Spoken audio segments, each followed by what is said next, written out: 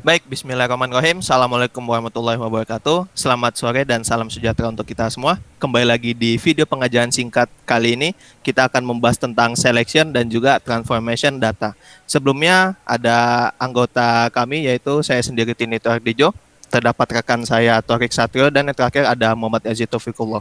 Oke, seperti yang sudah saya jelaskan sebelumnya, akan ada dua main topik ya. Yang pertama data selection itu sendiri, dan yang terakhir ada data transformation.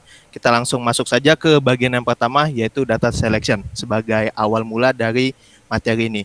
Itu apa? Yaitu pemilihan atau seleksi data dari sekumpulan data operasional yang perlu dilakukan sebelum tahap penggalian informasi itu dimulai.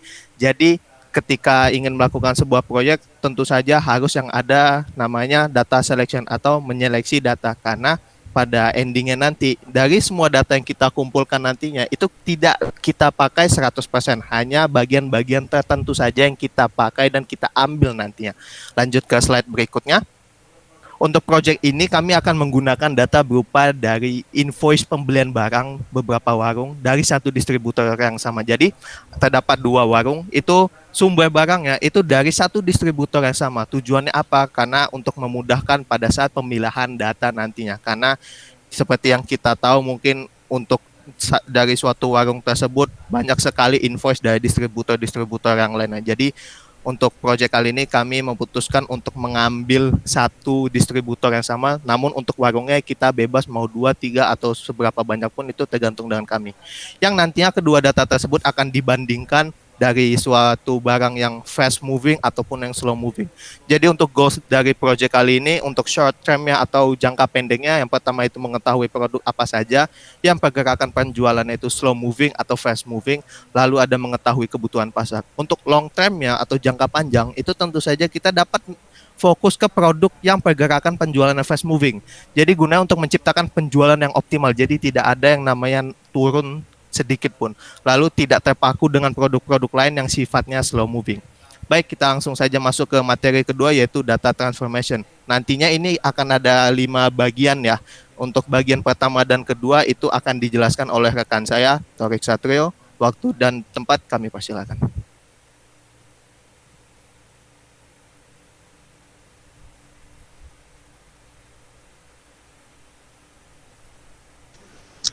Baiklah, data transformation, definisinya itu data transformation digunakan untuk mengubah data dalam bentuk yang sesuai dalam proses data mining. Beberapa teknik tentu untuk pada data transformation ini adalah normalisasi, pemilihan atribut, dan discretization. Dalam data transformation terdapat beberapa pendekatan atau teknik-teknik untuk melakukan transformasi data. Di antaranya itu adalah smoothing, generalization, normalization, aggregation, dan attribute construction. Berikut ada bagian-bagiannya.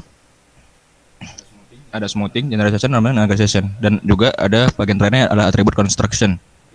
Oke, di sini kita masuk ke bagian smoothing. Smoothing dilakukan jika data yang mengandung noise atau nilai-nilai yang tidak valid itu akan dihilangkan. Supaya apa? Supaya nanti data-data yang akan kita pakai itu nanti akan nilainya itu ada memiliki nilai. Jadi dia nggak ada data kosong-kosong yang tidak memiliki nilai atau tidak memiliki value dalam data tersebut. Contoh misalnya kayak data-data yang nggak ada penjualan atau cacat barangnya, itu kita hapuskan. Kita perlu data-data yang masuk dengan jelas saja. Di sini ada smoothing itu terbagi lagi jadi 3, ada binning, clustering, dan regression. Ini binning ini metode untuk memeriksa nilai-nilai tetangga. Itu nilai yang ada di sekeliling dari data yang mau kita cek itu. Kemudian ada clustering, menyingkirkan outliners, bisa menggunakan algoritma K-means. Lalu ada regression. Di sini kita menggunakan linear regression untuk mensmoothing data tersebut. Kemudian kita masuk ke generalization. Generalization ini atau berarti generalisasi data itu adalah data yang levelnya rendah diganti dengan konsep yang lebih tinggi. Itu melakukan diskretisasi. Di sini tekniknya dapat digunakan untuk mereduksi sekumpulan data yang terdapat pada atribut continuous. Tahap-tahapnya ada sorting, memilih cut point, splitting, dan stopping criterion. Berikut adalah penjelasannya. Lalu untuk penjelasan normalization akan dilanjutkan oleh Yazid Taufikullah. Kepada Yazid dipersilahkan. Normalization Normalization atau normalisasi adalah proses transformasi di mana sebuah atribut numerik diskalakan dalam range yang lebih kecil seperti -1 sampai 1 atau 0 sampai 1. Ada beberapa metode teknik yang diterapkan untuk normalisasi data, diantaranya min-max normalization, z-score normalization, dan normalization by decimal scaling. Next, yaitu merupakan operasi summary atau peringkasan diaplikasikan pada data numerik.